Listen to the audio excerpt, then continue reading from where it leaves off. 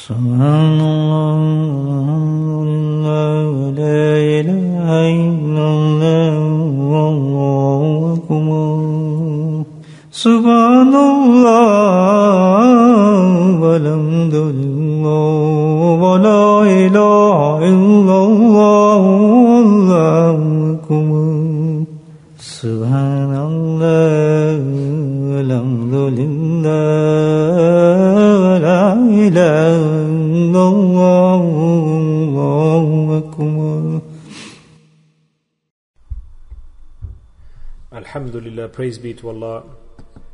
Due to the link and connection with Tasawwuf, Allah subhanahu wa ta'ala has again given us a gathering, a majlis, in which we are here gathered, and with Allah's grace, with His mercy and blessings, He has given us the ability to perform His dhikr, to remember Him, and to share and discuss some events with regards to the awli Allah, the pious predecessors, and Allah has given us the understanding and the time to do this. The pious elders, the pious predecessors, their majalis, their gatherings, one thing you will note which is unique. And we realize when we see that unique factor, that what is the real meaning of tasawwuf and tazkiya? Why do we do tazkiya, purification of the heart and the soul? The reason is one, so that our deen, our way of life, it is based on one factor, one element. The whole deen, way of life of Islam, is so that we can practice it, bring it into practice. And what is that? Yaqeen. The whole deen, practice, is conditional on one factor, and that factor is yaqeen, certainty, strength of belief, conviction. And without yaqeen, we cannot attain the akhirah. We cannot attain Allah's nearness. And due to yaqeen, Allah subhanahu wa ta'ala gives all of the rewards to a human being. And yaqeen, conviction, strength of belief, certainty is such an element, factor, that Allah ta'ala tests a person's yaqeen all life long. All the examinations or tests and trials that come in a person's life, from the time a person hits maturity, the age of youth, middle age, old age, till death, that Allah Ta'ala says that one test repeatedly comes in front of us, and that is that our yaqeen is tested, that how much belief, conviction and trust and reliance do we have in Allah subhanahu wa ta'ala.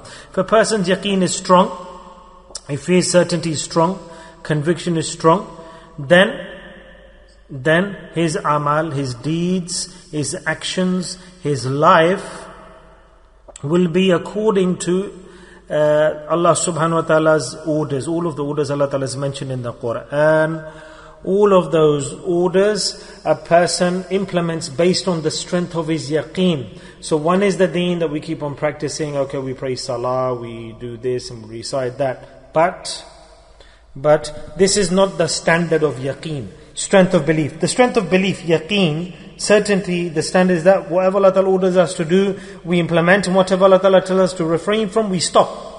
This is the balance in the life of the human being, the mu'min. This is the test, the trial in the life of a believer that Allah Ta'ala tests us with.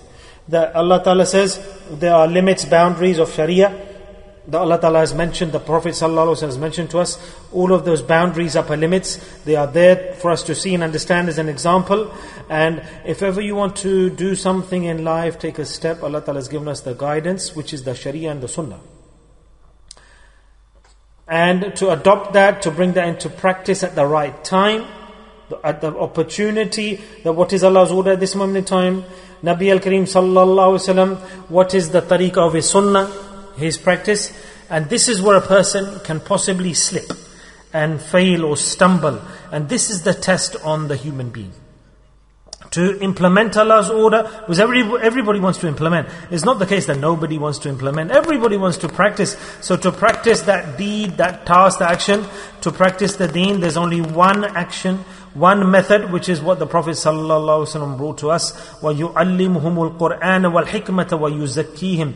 First, the ilm yaqeen, which is the certainty on ilm, Allah's Qur'an and fiqh, jurisprudence. Then we have ayn al-yaqeen, haqq al-yaqeen, And this comes through Tazkiya, purification of the soul. So one thing is the ilm, we know we should pray. Or we know that this is unlawful, we should not consume this. Through ilm, through knowledge, through writing, through the Quran, hadith. Or if we know from ilm knowledge Allah is unhappy with these actions, X, Y, Z. But the human being will implement those orders at that time when he has yaqeen, when he has conviction, belief that this is wrong. For example, there's a child. And if you put fire in front of the child doesn't know, a baby, that this is hot and dangerous, it will look beautiful to him and charming, and he'll put his hand in there. Or if you put something dirty, excrement, urine, the baby doesn't know that this is impure, and he'll put his hand in it maybe, because he doesn't have the ilm. So in the same way, insan, the human being, when he has yaqeen that yes, verily, this is very dirty, and this action is impure and will give me loss, but outwardly, apparently it looks beautiful. Nafs, the desires invite that person to the impurity. He implements that impurity. Reason being, because his yaqeen was weak. His yaqeen wasn't there. Allah Ta'ala can show to everybody the reality.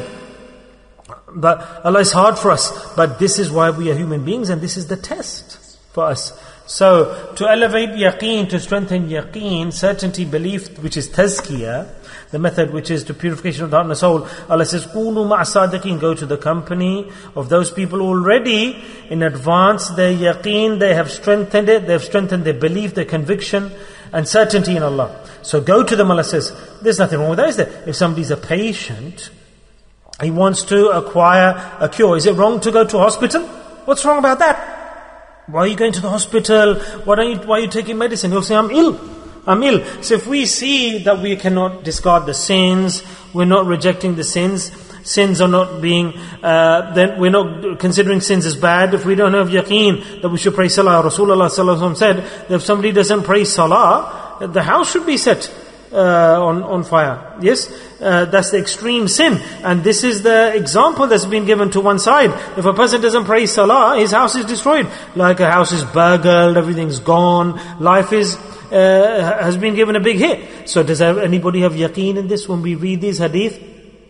Then if we have yaqeen, why do we leave salah? Why do we commit the sin? So we know what the injunctions are, we know what the orders of Allah are, what is compulsory, what is unlawful. So why is it then that we don't pray? Why do we leave salah? Why do we commit sins? I'll give you another example. That there are ahkams and orders and laws in our life, we're not practicing them. So we know about them, but we are ill. And we need to increase our conviction and belief. So if we're ill, go to the company of a wali Allah, friend of Allah, go to his hospital and register yourself, become an inpatient, become a patient. If we say, no, I accept, I want hellfire, I want to fall into the ditch of shaitan, and I want to continue to consume unlawful things and do sins, I want to leave salah, then that person, the whole world is there, yeah, you can follow your desires and do as you wish. So it's lazim, essential for the insan, that when he goes to the hospital, what's his objective? For example, I went to Hadhrat Sahib, my Sheikh.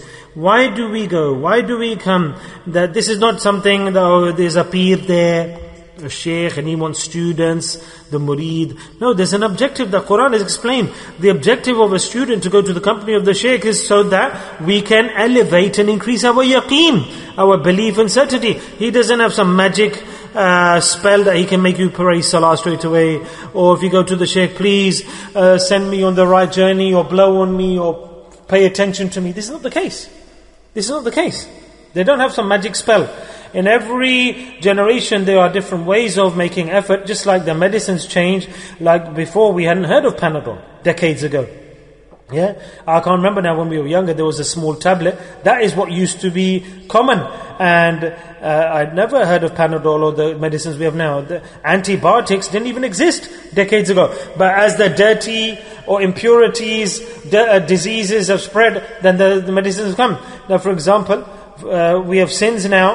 And decades ago there were no radios. If a radio came to a village, people were shocked. What's this? Where's the sound coming from? Who's speaking? People didn't know. And now we have the generation of technology that we have an item, a device in our pocket, and we can sin whenever we want. Just bow your head, look at it and commit a sin. So, due to the severity of the sins in this day and age, Allah has told us that you then need the strong cure. And where will you get the cure from? The solution? From the hospital. So this is Allah's mercy. Just like you're in a village or in a city, and a hospital is constructed, people are happy. Oh, subhanallah, the diseases, the illnesses. Imran Khan, he opened a cancer hospital, there was nobody there, people were happy. Alhamdulillah, there will be cure for cancer, XYZ, isn't it? This is the case. So the human being opens the hospital. But this is Allah's karam and mercy, that you go to any part of the world of a person with iman, belief goes there, mu'min, to save him, Allah Ta'ala himself opens the hospital in that region, in the vicinity, and he also sees the doctor there. If somebody doesn't come as a patient, that's his problem then, isn't it? But Allah Ta'ala has prepared the solution. Just like our Khanka, the first Khanka when it was opening up 50 years ago, more than that, there was no Khanka in Europe. People said, is he a Peer? Why has he come? I never did any action without the order from above, from my Shaykh teacher. But no, Allah Ta'ala has ordered, in Tazkiya, Allah has ordered that everybody must implement Tazkiya, purification. So hospitals will open in all regions and the doctors will arrive there, the spiritual doctors. And as soon as the hospital opened, the Khanka, mashallah, the Mareeds came, the patients came, and I was surprised. What's going on here? I don't know these people. Where have they come from? And Bolton, when I came, nobody knew me at Bolton. And how many, mashallah, patients are sitting now? How many students are sitting now? Did anybody know me here? In Bolton, nobody knew me. Nobody was with me. One night I got up, put my bedding together, and I transferred from one hospital to another. The new duty came here in this town, and I came and sat down here. Subhanallah.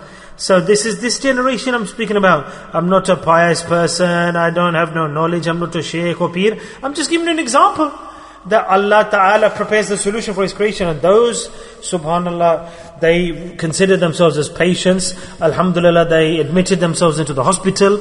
And have the diseases not gone far? Has the yaqeen not increased? Of course it has. There's nothing else that's done there. Until today, we think that why am I not seeing visions and kashf and karamat and dreams, etc. Well, alhamdulillah, our mareeds, the patients, they're happy that they're not seeing anything supernatural, but their salah is strengthened. They're not leaving salah. How comes we are praying salah in congregation? How comes my yaqeen has gone strong? Because if I don't pray salah, I'll be in a bad situation. And his vision for sin of lying and doing wrong, I should see this person in a dream, a vision, I've got piety. No, because his yaqeen has strengthened. So he's seen something. That this is the real article. Allah Ta'ala will ask me tomorrow about these important factors. Why am I falling into a trap of doing silly things? Am I right or am I wrong? So have we not discarded haram? Unlawful actions, unlawful items. Many sins have been shunned, discarded, and we are in enjoyment. But those people are not enjoyment, who are not changing their life for the better. So those patients who understood that, for example, yes, we're getting healthier now, and the rest of the people in the world, they are ill, and they think that we are ill, but in reality they are ill, because they're continuing to do the wrong actions. So how important this is essential. So the big point I'm explaining to you, to ourselves, we go to the company of the walis of Allah, so that we can increase our certainty, conviction and belief. When belief increases, strengthens, sins will be left, salah will pray, our hands won't go towards haram. Hasbunallahu wa ni'mal wakeel will understand that Allah is enough for me. Why should I eat haram? Allah is enough for me. I'll be able to pass this time. Why should I be wretched and dishonored? Allah Ta'ala is enough for me. Why should I open off licenses? Why do I need to do wrong? Allah is the one who will give rizq. When yaqeen increases, strengthens, alhamdulillah, then the real results will come in front of us. Tawakkal Allah, trust in Allah, will be so great that 10 pounds will for us seem equivalent to 10,000 pounds. This is yaqeen. There's no magic spell cast in the company of the wali Allah. It's just that they train us to strengthen our conviction and our faith and our certainty in Allah. So the first point, do you understand what I'm saying? I'm not wasting your time, am I? No. Okay. So this is what this gathering is about. That's why we discuss these important factors here. So, the first lesson that we understood, that when we go to a shaykh, a teacher, we are saliks, honest traveller who wants to pray salah, leave haram, leave unlawful actions, who has fear of Allah, who has fear of the grave. When he reads the Quran, he asks himself, how can I be corrected? Oh, I keep on swearing to and promising I won't do sins, then I commit the sins again. I promise I won't do wrong, and I do wrong again. You understand? So then he goes to the company of the wali Allah to improve himself. Then first and foremost, to leave the sins, I'll give you the example. To leave the sins, I'll give you my example. I went to Hazrat Nur al-Marqada's gathering, Mela elevated status, and I went to his gathering for the first time. He didn't say to me, pray salah, don't do this action. I had many sins to my name. I sat down in his company. he seated me in his company, he invited me to stay in his company. When I sat in his company, then that one thing that started to change and improve me was that yaqeen and faith in Allah started to increase. Subhanallah. And he never said to me, keep the beard. He didn't say that wear this libas. He never said this. Never. He never forced that upon me or us. And he never said that wear the imama, etc. He didn't say anything. When yaqeen will strengthen Allah Ta'ala, automatically you'll start to see Allah. Allah's Habib Sallallahu Alaihi Wasallam, you'll start to love his sunnah and his methodology. You don't need a pressure or lectures or speeches. In the company of the walis of Allah, there are no speeches, lectures. My Hazrat, my Sheikh used to speak once in the week on the night of Jummah. And just 20, 25 minutes, 15 minutes. Alhamdulillah, short, concise, brief statements for our benefit. The reason that topic was to increase our conviction, belief and faith in Allah, certainty. So we understand step number 1.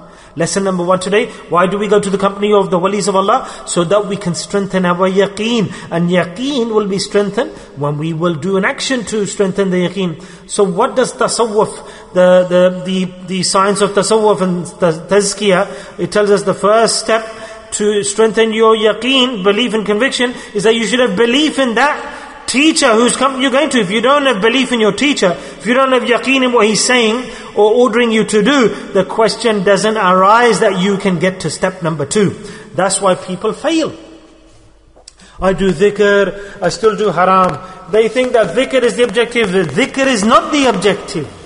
Dhikr is totally not the objective. If you don't do dhikr, and you have the company of the Sheikh, then alhamdulillah, your yaqeen, belief, certainty, conviction, even then will increase and solidify. Dhikr is an assistance to increase your thawab, your reward. Our objective is not dhikr.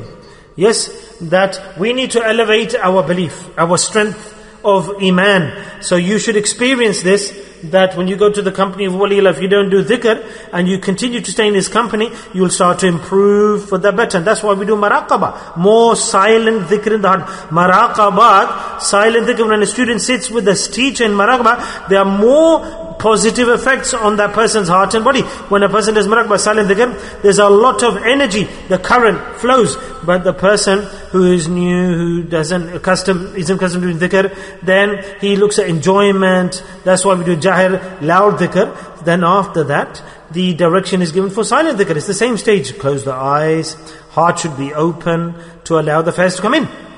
Enjoyment is attained. In maraqabah, hours upon end, you could sit to do silent dhikr of the heart. Subhanallah.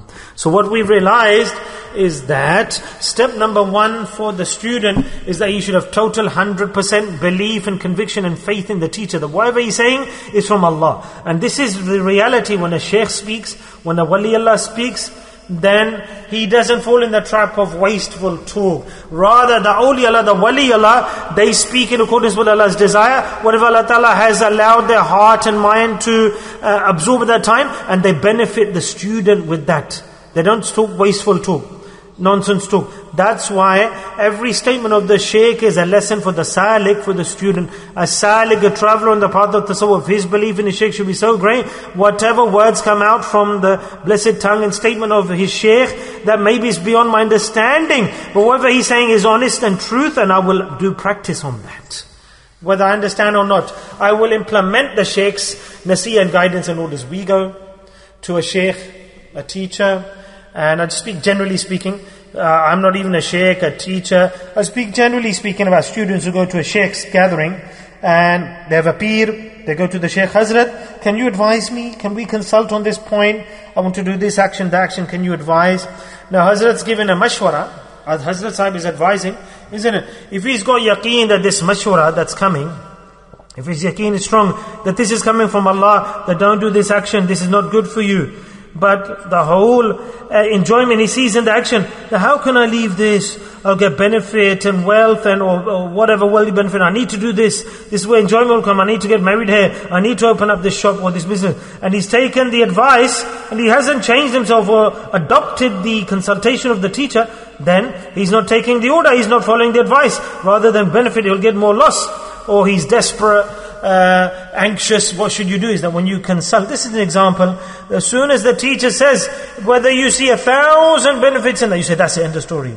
You change the direction, I will follow the advice and guidance given to me because the pious elder has advised me this. So this is the first step. That when a person follows the orders of his shaykh, and he said, I don't understand them, but benefit is in whatever my shaykh has said, I'll practice that. Then alhamdulillah, the next step, he becomes so strong that he starts to understand Allah's orders, that he gives up everything, but he never rejects Allah's order, subhanallah. So this is the first step, the initial step. That person becomes so strong that whatever my shaykh has ordered me to do, I need to implement that. And there could be different orders that the shaykh gives. Allah Ta'ala tests, every murid is different. Treatments are different from the shaykh. I remember an event, a very good event. This is about yaqeen and belief and faith in the shaykh. That how in the khanqa, the spiritual hospital, the yaqeen is developed in the student. When the murid attains conviction and belief, yaqeen, the benefits he gets. And sometimes he doesn't understand that time, the results and the positive results come out afterwards. That my shaykh gave me this order, and I thought that this was against Islam, or ghair shara, against Sharia. But this has now taught me how to pray salah, and I've come onto the path of Islam strongly. Hazrat Mirza Mazhab Jane Jana Rahmatullah alayhi was a great sheikh in the Naqshbandi order, and sometimes we regularly mention him and speak about him. Beautiful, beloved sheikh. And Hazrat Shah Waliullah Delvi Rahmatullah stated about him, Hazrat Shah Waliullah Delvi Rahmatullah was such a great sheikh that Allah gave him kashf, great inspiration, and he stated himself as a Shah Waliullah, Allah Ta'ala has given me inspiration and vision that I can see the whole world in my hand as if a bead is on my hand. This is the statement of Shah Waliullah Dilwi, and he was a great sheikh himself. And he said about the sheikh Hazrat Mirza Mazhar Jani Jan who lived there around that time, he said, Allah has told me through kashf, vision, that at this moment in time Hazrat Mirza Mazhar Jani Jan there's no greater wali Allah than him in the world. He is the kutub of his time. Subhanallah, this was his status, Hazrat Mirza Mazhar Jane Jana Rahmatullah. So that was his generation, the time he lived in Delhi. And in Delhi he had a khanka, and the world was benefiting, getting faiz and blessings, and the silsila, the Naqshbandi order was progressing, the path to meet Allah. So an individual came. All different types of students come. He was distressed, upset, and he came to the khanka, and he sat in the khanka of Hazrat Sahib. Subhanallah. And he came and sat down, and he introduced himself to Hazrat, and he came close to Hazrat Sahib, he spent time there, and mashallah, and he included himself amongst the murids, the students, and he saw that he's a wali Allah, and he started to gain peace and contentment, and he started to get close to Hazrat, to his sheikh. So Hazrat Sahib once was given a dars, as speaking, and Hafiz Shirazi Rahmatullah's couplets were being recited to his murids, and he recited a couplet, subhanallah, and that couplet, that poem, I can't remember all of it, it was in Farsi, Persian. I'll try a little bit to recite it, to recall it. And what he said was that, this is the couplet, that one of the verses, I remember that, look, and Hazrat Mirza Mazhar was reciting this couplet, and this was a couplet, a poem about Ma'rifah, nearness to Allah, and the murids, the students were feeling good, and he felt it was a bit ajib. He thought it was weird, that what's my shaykh saying here? I've come here to learn deen, and he's saying something which to me looks odd. He thought, this is beyond my understanding. And Hazrat Mirza Mazhar Jana said that when he recited the couplet, he said that he's explaining the levels of ishq in Farsi, in Persian, that he said that in the beginning, deen looks simple, but as you progress along the steps of ishq and love of Allah, then deen becomes hard. So remember to elevate your yaqeen, your conviction, belief, strengthen it. And if your peer, I'm just giving you the translation, if your peer, your shaykh tells you that douse your prayer mat with alcohol, then obey his order and douse it, the prayer mat, with alcohol, because your yaqeen, your belief and conviction in your shaykh should be such that your teacher wants to take you to Allah, and he's showing you the path to Allah. Then how, subhanallah, the student himself, he should believe in what the shaykh is saying and trust him. So at that time he thought that this sounds odd, that he's talking about alcohol, this is haram, go towards an-nufal, how can the shaykh advise this? He didn't understand. So he carried on the path, and he kept on going in the company of the shaykh, and eventually a stage came, then he understood that once his shaykh said, you will not understand this couplet, one day you will explain to me yourself this couplet, and that discussion ended for that time. Time passed. Once Hazrat said that I feel, or my student, I feel that you should go to this locality in town, and there's the impure area where women sell their services, and I want you to go, take some money there and spend the night there. He thought this is haram, but at least he understood at that time, he developed such understanding that I should obey the saying and the instruction of the Sheikh. So the Sheikh gave him some money, and he went towards that area, that location where immoral actions were being implemented. He went to that area, he knocked on the door for the lady to come. When the lady came out and saw that man, she fell unconscious. Subhanallah. She fell unconscious, fell down. Now, after some time, she came back to consciousness. He said, why you fell unconscious? She said, I fell unconscious for this reason. I fainted. But before today, I've never seen a man like this that he tries to come to my home. And why? Because whenever a man comes to my home and knocks on the door, and this used to happen every time, that Allah Ta'ala protected me so much, because I'm not a woman like this. I'm not a woman for this area, for these actions, immoral actions. So Allah Ta'ala protected me so much that as soon as a man would come and knock, then suddenly a pious elder surrounded by nur would come, and he'd stand in between that man and me, and he'd push that man so hard that that man would be shoved away. And I was protected, because I'm not this type of woman who does these actions. She says, what kind of event is this? This is odd, he said. And then he thought that maybe, he thought about his Sheikh, was he a total yaqini Sheikh? He thought that my Sheikh is the greatest Sheikh in this generation. He said, if I show you that Sheikh who came to stand in between you and the man, would you recognize him if I showed you? She said yes. So he went back to Hazrat Sahib, and when he got to his Hazrat's company, Hazrat said in advance that you've come to collect me. And he was surprised. He said, yes Hazrat, yes, I thought that you can come with me. I'm stuck in a bit of a conundrum, challenge. You sent me somewhere and something else is good. He said, okay, let me come with you, see what's happening. So Hazrat himself started to speak towards that locality. Hazrat Mirza Mazhar Jane, he knew where to go. When he arrived there, and they knocked on the door. When the woman came out, she shrieked that this is that man, that pious elder who kept on protecting me. This is that face with nur and light, and he used to protect me all the time when a man would come to my home. And he was surprised that the murid, the student, how can this be? My Hazrat has never come to this area, and this woman, what's she saying that she recognized him? How comes? So he said, I don't understand. She said, Hazrat, why haven't you come today to save me when this man came to knock at my door? Hazrat Sahib said, I didn't come for this reason. All the men that came before today, they were ghair mahram, unlawful for you. But this man, he is your mahram, he is lawful for you. Mahram? She was surprised, shocked. I don't understand. How can he be my mahram? She said, Hazrat, I've not understood what you're saying. Then Hazrat Mirza Sahib Ramdar said, that, tell me your story, O woman. What happened to you? How did you arrive here? Who are you? How did you get here? She said, Hazrat, until today I have not told my story to anyone. But what happened was that I used to live in a certain village, and I got married, and we were going to the marriage. The nikah took place, the barat. My husband's family were ready. We sat in the boat, and the barat, the husband's family, was also sailing alongside. Then in the river came a storm, and then my husband's, the family, their boat disappeared, and our boat disappeared. Everybody drowned, and I was saved. And somehow I got to the bank of the river. There were some bandits, and they got hold of me, and they took me and sat me down here in this immoral location. And I was an upright and honest woman. Allah Ta'ala from that day saved me, and you kept on coming to save me. Subhanallah. Then Hazrat turned to his student, to that man, and said that now you can recount your events. And he was shocked. He said, this is the same story as me. This occurred with me, and my family was with me, and I also drowned or was sinking. Then I got to the bank of the river. I didn't think anything else. I didn't take any assistance. Somebody told me in Delhi there's a sheikh, go to him. So without any other path, any thinking, I took hold of Allah Ta'ala's assistance, and I came and sat in your khanqah. Subhanallah, Subhanallah. So Hazrat Sahib stated that your wife who drowned, went missing, and who you got married to, this is that woman. Subhanallah. That's why I said that she is a mahram for you, and you're the mahram for her. And then Hazrat said that recite that couplet that I recited some while ago, that you were at odds with and you didn't agree with. Subhanallah. And that couplet was repeated.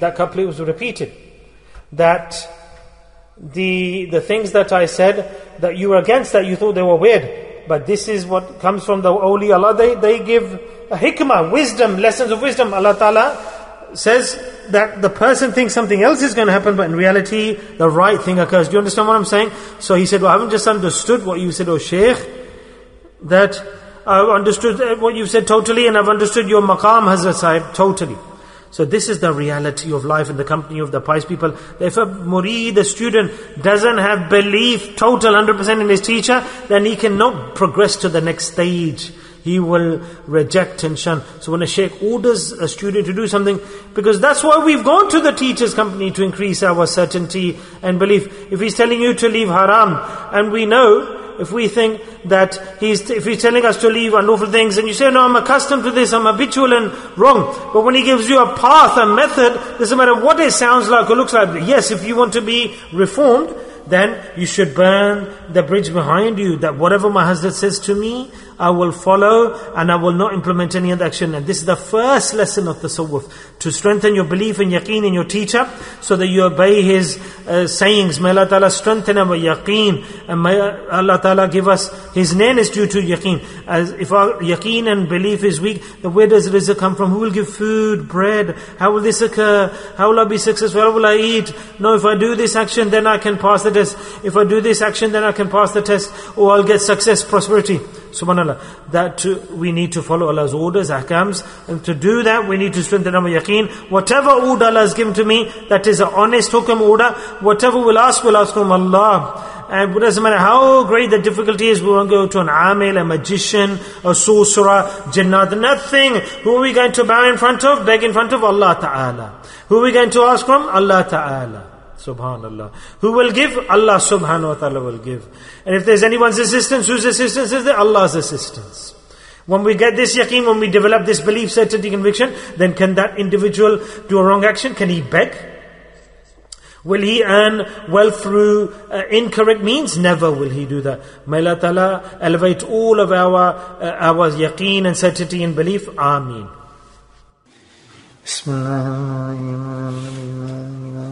الصلاة والسلام على سيد المرسلين شفيع المذنبين دعوى ياسين الحبيب الأمين اللهم صل على سيدنا ومولانا محمد النبي الأمي وأزواجه أمهات المؤمنين وذرياته وأهل بيته كما صليت على آل إبراهيم إنك حميد مجيد وسلم تسليما دائما أبدا كثيرا كثيرا اللهم اغفر لنا ذنوبنا وظلمنا وهزلنا وجدنا وخطأنا وعمدنا كل ذلك عندنا اللهم ربنا آتنا في الدنيا حسنة وفي الآخرة حسنة وقنا عذاب النار وقنا عذاب القبر وقنا عذاب الحشر وقنا عذاب الميزان وادخلنا جنة مع الأبرار يا عزيز يا غفار يا رب العالمين اللهم ثبتنا على الإيمان وأمتنا على الإيمان واجعلنا يوم القيامة مع الإيمان اللهم اهدنا الصراط المستقيم اللهم اهدنا الصراط المستقيم اللهم اهدنا الصراط المستقيم اللهم استعملنا بسنته ونفعنا بمحبته واشرنا بزمرته يا كريم يا قاضي الحاجات اقض حاجاتنا يا دافع البليات ادفع بلياتنا يا شافي الأمراض اشفع مرادنا اللهم عافنا في بدني اللهم عافنا في سمعي اللهم عافنا في بصري ربنا هب لنا من أزواجنا وذرياتنا قرة أعين واجعلنا للمتقين إماما اللهم رب ارحمهما كما ربياني صغيرا اللهم رب ارحمهما كما ربياني صغيرا اللهم رب ارحمهما كما ربياني صغيرا اللهم اغفر لنا ولوالدينا وأستاذينا ومشايخنا وجميع المؤمنين والمؤمنات والمسلمين والمسلمات الأحياء منهم والأموات برحمتك يا أرحم الراحمين. سبحان ربك رب العزة عما يصفون وسلام على المرسلين والحمد لله رب العالمين.